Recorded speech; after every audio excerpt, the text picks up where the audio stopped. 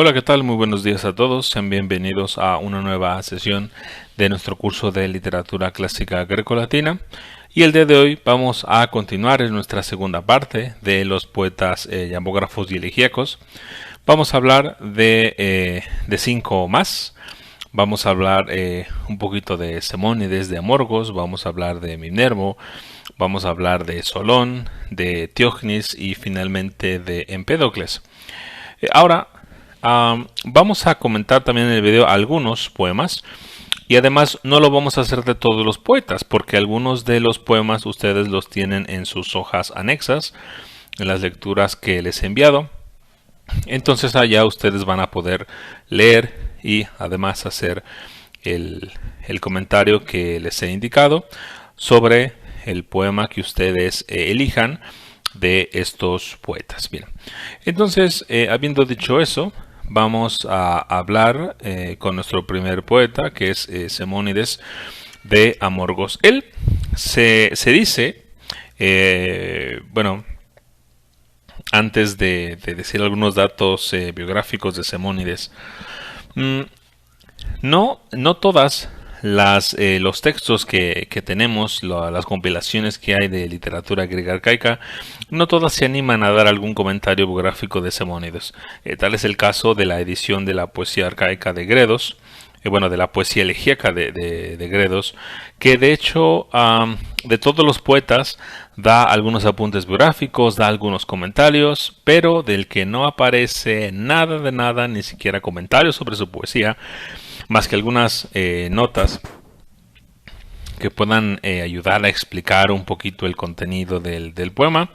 Es lo único que hay sobre Semónides, porque los datos biográficos que de él hay, bueno, pues más bien son vagos, son un poquito, no son del todo fiables. Entonces es la razón por la que, por ejemplo, esta edición prefiere no comentar nada. Dentro de aquellas cosas más o menos aceptadas de Semónides es que, bueno, de entrada es que habrá él nacido en Amorgos y aparentemente él pudiera haber sido un dirigente, un jefe de colonos, precisamente en esta pequeña isla del mar Egeo, prácticamente ya el Mediterráneo. Y bueno, además se cree que debió él de haber sido de alguna ascendencia noble. Pero a pesar de eso, bueno, pues sus poemas presentan a un hombre común, ¿no? Y esto es todo lo que podemos decir en cuanto a la biografía de Semónides, ¿no? Si fijan, no es mucho. Prácticamente uno está diciendo algo que ni siquiera es del todo fiable, pero bueno, no es algo de lo que debamos preocuparnos o sentir incluso que como ya no conocemos la biografía del autor, pues entonces ya no podemos comprender los textos o interpretarlos, ¿no? Ya con toda esa introducción que les di en unos videos atrás sobre la poesía arcaica, bueno, esto ya nos da suficientes herramientas para saber cómo entrarle a la poesía arcaica. Entonces, de Semónides, bueno, él tiene un aspecto sentencioso y a veces un tono pesimista en sus elegías, aunque están un poquito revestidas de ciertos comentarios satíricos. Y cuando uno hace un comentario satírico es porque siempre hay detrás algún estándar de moral, ¿no? Siempre el que se burla de las conductas de otros es porque él, al hacerlo, está dando a conocer que él tiene unas reglas bastante fijas, bastante estrictas de cómo debería de ser la vida, qué es lo que está bien o qué es lo que está mal. Y eso lo van a leer sobre todo, pero ya ustedes por su cuenta, en el famoso poema jámbico que tiene sobre el catálogo de las mujeres, que muchas veces se considera como el primer poema misógino de la historia, pero ya cuando uno lo ve con otros ojos y uno comprende que entonces esto es una burla, que esto es una obra satírica, entonces uno puede irse con más cuidado y con más tacto, sin ser demasiado cruel con Semónides, ¿no? Pero bueno, de él tenemos algunos poemas más. Aquí tenemos unos versos sueltos, algunos fragmentos, y el primero de ellos dice: ningún hombre habría temido tanto a un león o a un leopardo si en los frondosos montes se hubiera encontrado con él solo en un angosto sendero, ¿no? Entonces, vean que aquí el carácter satírico pues es fantástico, y termina además con una sorpresa. Es decir, ningún hombre habría temido tanto a un león o a un leopardo. Es decir, por supuesto que el león y el leopardo son dos bestias salvajes, con una sed homicida muy grande, cruel, enormes fauces, colmillos, velocidad, fuerza, ¿no? Pero dice, bueno, ningún hombre habrá temido a esto, y sí, en los frondosos montes se hubiera encontrado con él solo en un angosto sendero, ¿no? Es decir, en un angosto sendero explica porque seguramente el león no puede pasar, o el leopardo no puede pasar, y por lo tanto no puede alcanzar a ese hombre o a esa persona que está en el camino, porque de alguna manera está seguro. Entonces, aquí lo que parecía ser la valentía que había en ese hombre, resulta que en el fondo hay, por supuesto, que una cobardía en alguna seguridad, que es ese angosto sendero, ¿no? Entonces es una burla, ¿no? De alguna manera, ¿no? ¿Qué habría detrás de esta poesía satírica? Bueno, el hecho de que el hombre debería de ser siempre valiente, cualquiera que sea la situación, sin importar cómo es el terreno o la circunstancia en la cual está rodeado, ¿no? Luego tenemos con nosotros otro poema que dice: me ungí con perfume, aromas y esencia de nardo. Se había presentado, en efecto, un comerciante, ¿no? Entonces, de alguna manera da la idea de alguien que quiere un poquito hacer una presunción, aparentar a alguien que no es, aparentar que es alguien que tiene dinero y que puede acercarse y ver las cosas, ¿no? Alguien que incluso puede estar viendo, puede estar tocando, ¿no? Para tener siquiera la cercanía de haber visto esas cosas y haberlas tocado. Por el comerciante puede pensar, bueno, este a lo mejor tiene dinero para comprar, y si me rechaza, bueno, pues a lo mejor yo podría decir, oiga, bueno, pero lléveselas, se las doy a un precio más barato, qué sé yo, o simplemente dejarlo acercarse a la mercancía, ¿no? Entonces también pues ahí hay un contenido satírico en el fondo, a vestirse de alguna manera, a oler incluso de cierto modo, para tener una cercanía, es decir, una apariencia. Luego también tenemos un par de versos, ahora sí ya con un fin más didáctico, que dice: largo tiempo tenemos de estar muertos y vivimos muy mal un corto número de años. Entonces el afán didáctico es directo, no es ningún complicado de verlo. El hombre va a vivir muchos años muertos, tanto tiempo que, como es posible que la poca vida que tiene en comparación con toda esa eternidad en la que va a estar muerto, lo viva de una manera pues muy mal, ¿no? Entonces, bueno, este es Simónides de Amorgos. Espero que disfruten, rían, o incluso se enojen, ¿no?, con aquel catálogo de las mujeres que van a leer ustedes en lo privado y en una lectura silenciosa y pues seguramente sola o etcétera, ¿no? Bien, entonces vamos a pasar a nuestro siguiente poeta, que es Mimnermo de Colofón. Y la ciudad de Colofón, bueno, situé aquí todo un mapa de Grecia, tanto del mar Mediterráneo como del mar Egeo. No quería hacer un acercamiento o buscar un mapa muy preciso porque a lo mejor uno pudiera perderse, pero Colofón es una ciudad que está un poquitito más arribita de Éfeso, ¿no? Está por aquí, es una ciudad muy chiquita. Vean que incluso en este mapa, que incluso abarca varias ciudades, ni siquiera menciona aquí Colofón. Entonces, bueno, eso es para que más o menos sepan en dónde estaba Colofón. Y bueno, aunque la patria de Colofón, la patria, perdón, de Minermo, es un poco discutida, se sabe que compuso un poema elegíaco sobre la historia de Esmirna, en la que narraba pues la fundación de la ciudad, sus conflictos recientes y las batallas de los esmirnios y de los lidios bajo el dominio de Giges, ¿no? También a Minermo se le atribuye el poema Nano. Y bueno, Nano se llegó a destacar por una variedad temática donde el amor debía ser el hilo conductor del poeta. Y al parecer el poeta mezclaba algunas reflexiones sobre la vejez con algunas historias sobre Afrodita. De hecho, se dice, porque esto, bueno, no lo sabemos, pero hubiera sido fantástico que esto hubiera quedado, pero se dice que se narraba la venganza de la diosa en contra de Diomedes, un guerrero griego que participó en la Ilíada. De hecho, eventualmente cuando lean la Ilíada, van a ver que este personaje sobresale prácticamente por encima de todos. Porque si bien la historia principal es la de Aquiles, Diomedes se enfrenta directamente con Ares, directamente con Afrodita y a ambos dioses los hiere. De hecho, a Afrodita le encaja su lanza en un costado, con lo que la hermosa Afrodita pues se afea, ¿no? Es decir, él logra herir a la diosa en el medio de la batalla de Troya. Y se dice que este poema narraba eso. ¿Cómo fue que Afrodita se vengó de Diomedes, ¿no? Además de los poemas que van a leer en lo personal, aquí tenemos algunos.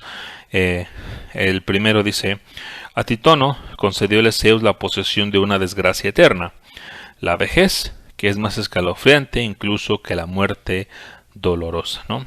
Esto es porque Titonio le pidió a Zeus que lo pudiera hacer eterno. Y Zeus le dijo: muy bien, vas a ser eterno. El problema es que no le dio la eterna juventud. Entonces Titonio, cuando llegó a una edad madura, ya viejo, pues estuvo todo el tiempo acostado en una cama, se arrugó tanto, que terminó convertido en una cigarra. Y entonces Zeus le concedió que mejor se quedara de esa manera, ¿no? Entonces, pues precisamente Colofón, siguiendo aquellas reflexiones que pudieron haber estado en Nano, pues entonces nos habla aquí de esto, de esa desgracia eterna, que sería en este caso la vejez, y que es además más escalofriante que la muerte dolorosa. Esto es una idea sobre la vejez. Lo importante que sería que ustedes fueran haciendo es que vayan reteniendo algunas ideas, por ejemplo estas que se van hablando sobre la vejez, algunas que hemos conocido en otros textos de literatura griega, y veamos cómo fue cambiando este pensamiento para el momento en que lleguemos a Cicerón y leamos su diálogo sobre la vejez, ¿no? Entonces esto les podría servir a aquellos que van a exponer sobre Cicerón, o aquellos que estén, cuando terminen de leer a Cicerón, pensando en hacer su ensayo sobre ese tema. Bueno, pues van teniendo algunos elementos más, ¿no? Como para ir añadiendo, reflexionando o haciendo parte de.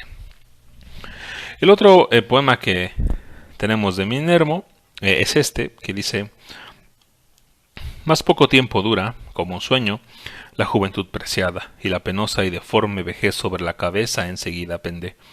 Odiosa a la vez que despreciable, que torna irreconocible al hombre, y daña sus ojos y su razón al derramarse por todo su cuerpo.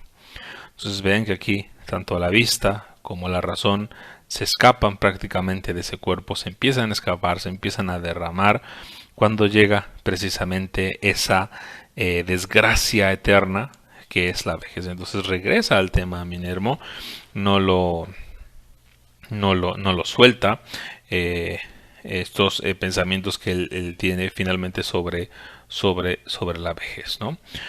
A las que en todos sus demás poemas pues las presentó con un vivo sentimiento, y de esta manera pues los lleva a justificar su hedonismo en la fugacidad misma de los goces. Entonces podemos considerar que Minermo es prácticamente un filósofo, un poeta hedonista, ¿no? Que buscar el placer mientras se puede, y cuando se puede, pues cuando uno es joven, porque cuando llega ya la vejez, pues los ojos y la razón se derraman, se escapan, ¿no?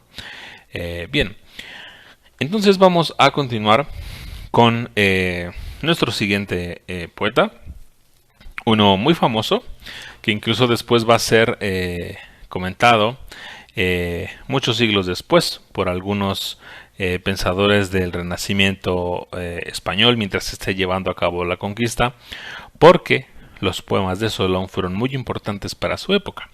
Pero antes de hablar de esto, bueno, Atenas fue la más afortunada en cuanto al resultado político. De hecho, cuando hablamos de Grecia, cuando hablamos de la Grecia antigua, indudablemente la ciudad en la que vamos a pensar, pues siempre va a ser Atenas, ¿no?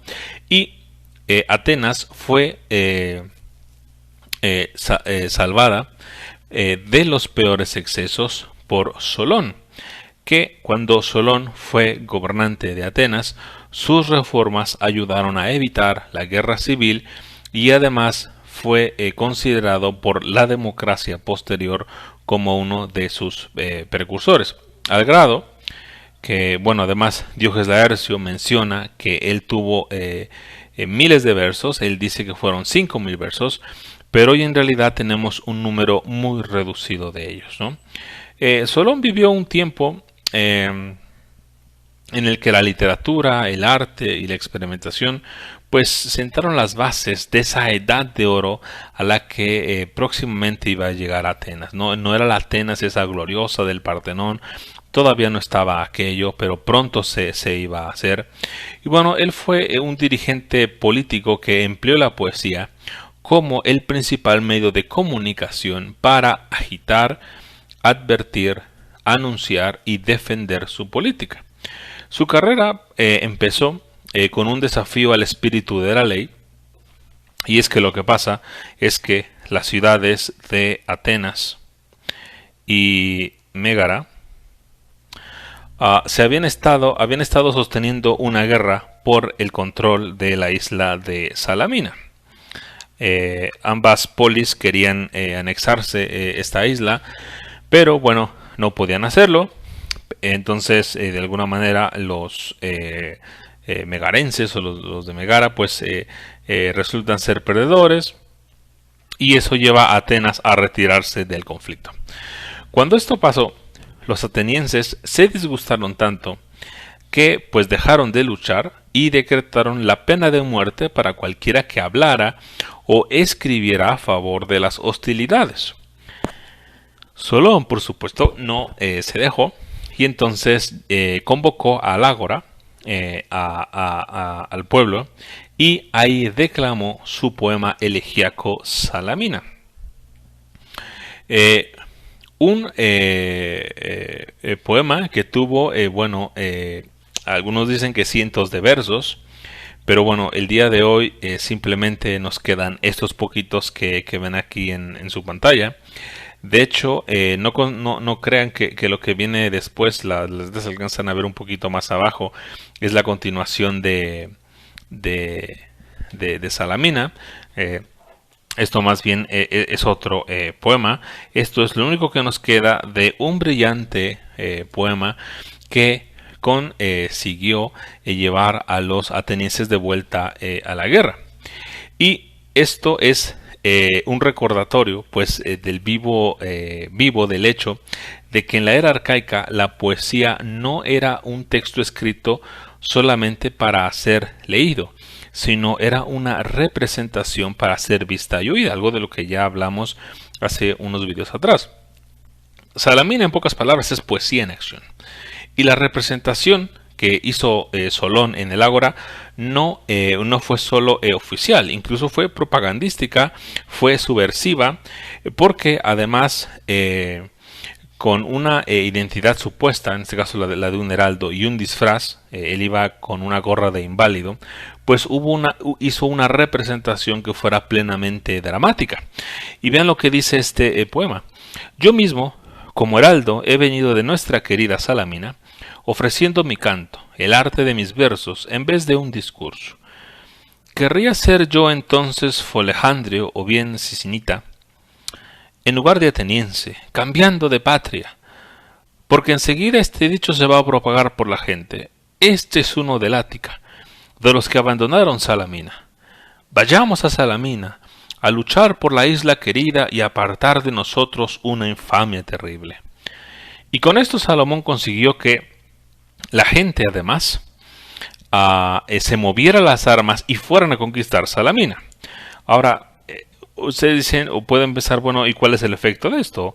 Incluso parece ser terrible que un poema haya influenciado un conflicto bélico, haya influenciado la guerra. Pero eso es muy importante porque con la anexión de Salamina, Atenas se iba a ir arriba económicamente. Y esto va a ser tan importante que cuando el imperio persa se acerque para intentar conquistar toda la península, había sido tal la ventaja económica que había alcanzado Atenas en ese momento gracias a partir de Salamina, que Atenas pudo participar en la guerra con un centenar de naves con varios soldados que hicieron posible que hubiera un contraataque contra el imperio persa y terminara por ser esparcido. Esto es cuando Darío atacó a los griegos, ¿no? Entonces, el impacto de Salamina en la historia universal es fundamental porque con un poema prácticamente se cambió todo el curso de la historia. Es decir, hay que pensarlo. Si los persas se hacían con toda la península, entonces cuando los romanos hubieran llegado, la influencia iba a ser seguramente muy otra, quizá muy del estilo persa. Quizá incluso el mundo que hoy conocemos hubiera sido sería completamente diferente. Y todo esto lo debemos a un poema, a un hombre que fue en contra de las leyes y cantó, ¿no? Entonces, por supuesto que la poesía puede, y lo ha hecho, cambiar el curso de una nación y, por supuesto, definir también el curso de la historia.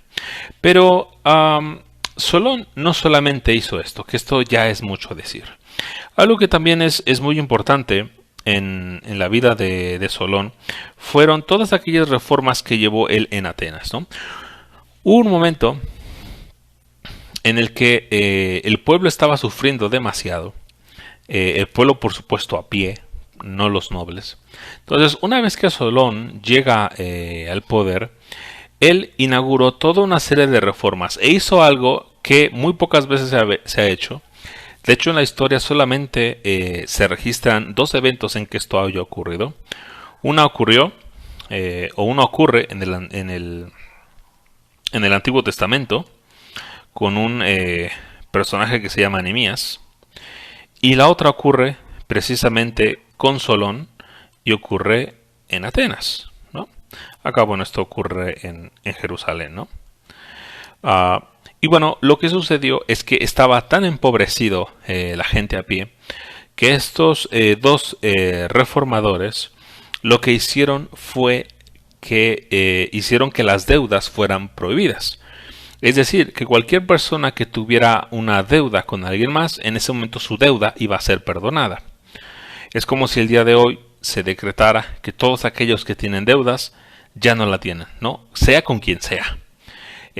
Seguramente esto pueda pensarse, bueno, esto es sumamente escandaloso, pero es que si no lo hacía Solón, Atenas se iba a hundir más en la pobreza, y no es lo que él quería. Además, fue un momento en donde se prohibió incluso la misma esclavitud en Atenas. Entonces, se permitió que todos aquellos hombres que habían escapado de Atenas para evitar la muerte por haberse ido, por haber tratado de ir a la esclavitud, o simplemente porque ya no podían continuar viviendo ahí, porque ya lo habían perdido todo, bueno, Solón volvió a abrir las puertas de Atenas para que todos aquellos hombres que habían sido deportados regresaran. Y una prueba de ello fue este poema posterior a todas esas reformas, que voy a leer para ustedes. Al pueblo le di toda la parte que le era debida, sin privarle de honor ni exagerar en su estima. Y de los que tenían el poder y destacaban por ricos, también de estos me cuidé que no sufrieran afrenta. Me alcé enarbolando mi escudo entre unos y otros, y no les dejé vencer a ninguno injustamente.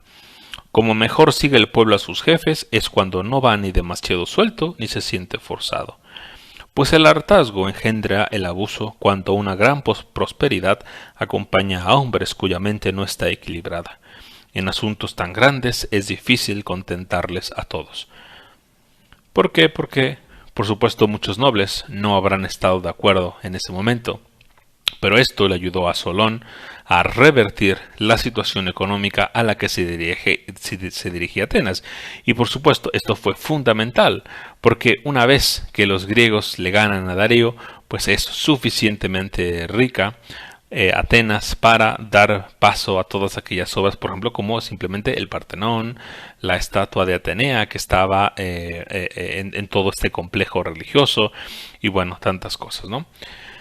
Bien, entonces vamos a pasar a nuestro siguiente poeta, o nuestro grupo de poetas, que es Teógenes de Megara y Empédocles de Agrigento. De ellos no vamos a comentar algunos poemas, esos los van a leer ustedes con paciencia. Bien, Megara es una ciudad que una vez más en el mapa no aparece, pero si ubican aquí Atenas, que está señalada con un punto. Bueno, Megara está situada en esta parte media que une a las ciudades de Corinto con la siguiente parte donde está Atenas. Es una ciudad ubicada más o menos en este lugar. Y bueno, de ahí se presupone o se supone que fue Teógenes, ¿no? De él, de Teógenes nos ha llegado un cuerpo de libros bastante completos, de muchísimos textos que nos han llegado de él, alrededor de 1400 versos. El problema con esto, que además es rarísimo que esto haya sucedido para algún poeta elegíaco o yámbico, es que más bien estos 1400 versos se trata de una antología de la poesía griega.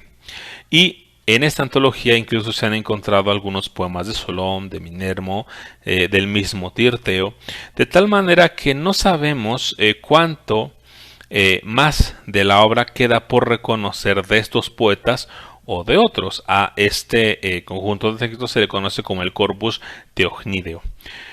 Ahora, esto es importante decirlo porque incluso me he encontrado con algunas ediciones de poesía griega que a veces dicen que es de Teógenes lo que en realidad es de Solón o lo que es de Minermo. Entonces todavía hay algunos estudiosos de la literatura griega que todavía no se ponen de acuerdo en qué parte corresponde a qué poeta, ¿no? Eso es porque es simplemente una antología que está en desorden y que por supuesto no suele indicar qué es lo que pertenece a cada poeta.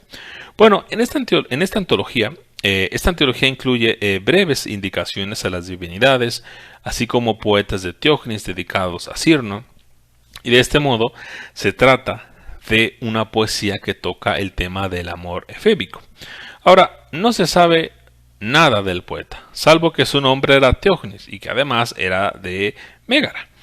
La voz que emplea es la de un aristócrata, pero no de cualquier aristócrata, sino de un aristócrata amargado, ¿no? Incluso da varios consejos en su poesía sobre prácticamente cómo ser malvado, ¿no? Parece ser en sus poesías se desprende el hecho de que él era un expatriado, ¿no? Y bueno, para Teógenes, algo que también está muy presente en su poesía es que para él los nobles son los buenos, mientras que el pueblo es el despreciable, es el vil. Para Teógenes el contacto con el pueblo corrompe el alma y corrompe el ánimo. De hecho, para él era impensable, era inaudito que se unieran como matrimonio, como familia, alguien de la nobleza y alguien del pueblo. Para él eso era lo más vil que podía existir. Se afeaba la raza, ¿no? Él es un poeta que además cree en la corrupción humana, estima el buen vino, la hospitalidad, la compañía, pero entre iguales. Y por supuesto él tiene una reputación de moralista. También él fue uno de los disolventes más poderosos del viejo orden aristocrático. Que trajo pues de alguna manera que existiera una clase de ricos, ¿no? Que presionaron además para ser admitidos. Esto sobre todo cuando aparece la moneda. Entonces, cuando aparece la moneda, por supuesto que se empieza a utilizar para que los nobles fueran admitidos en matrimonios, con eso se hicieron sobornos, hubo agitación política. Entonces, cuando Teognis descubre o empieza a considerar el dinero, pues él lo considera un agente destructivo que ha hecho pedazos toda la tradición heroica y mítica. ¿Por qué? Porque ahora con el dinero se puede llegar al estado de la nobleza, a lo que a Teognis no le gustaba, porque el noble tendría que ser heredero de reyes, y por supuesto estos reyes, si trazamos una genealogía mítica, pues llegan hasta los mismos dioses, ¿no? Entonces por eso para Teognis es incomprensible que se unan nobles con plebeyos, ¿no? Pero bueno, el caso de Empédocles, él parece ser que fue de Agrigento, que está ubicada al sur de Sicilia. Bueno, él fue uno de los primeros filósofos arcaicos, y de él Aristóteles dice que murió a los 60 años, y hay algunas leyendas de Empédocles, porque se sabe que practicó la magia y que incluso se desempeñó como un maestro religioso con el interés o con el objetivo de encontrarle una explicación racional a la naturaleza. Algunas leyendas que se cuentan de él es que se dice que mantuvo a una mujer viva sin respiración y sin pulso, ¿no? Y también se dice que llegó a encerrar a 5 vientos perjudiciales en odres de piel de asno, ¿no? Pero esto es simplemente en el terreno de lo mítico. Como quiera que haya sido, sus obras más importantes son Purificaciones y Sobre la naturaleza, donde están distribuidos varios versos suyos, que bueno, algunos de ellos van a tener la oportunidad de leer en el anexo que les envía. Entonces, esto es todo de nuestra sesión de hoy. Con eso terminamos a los poetas yámbicos y a los poemas y a los poetas elegíacos, y nos vemos aquí para nuestro siguiente video, donde ahora sí ya entraremos en la poesía monódica y en la poesía coral. Entonces les deseo que pasen un muy buen día y hasta luego.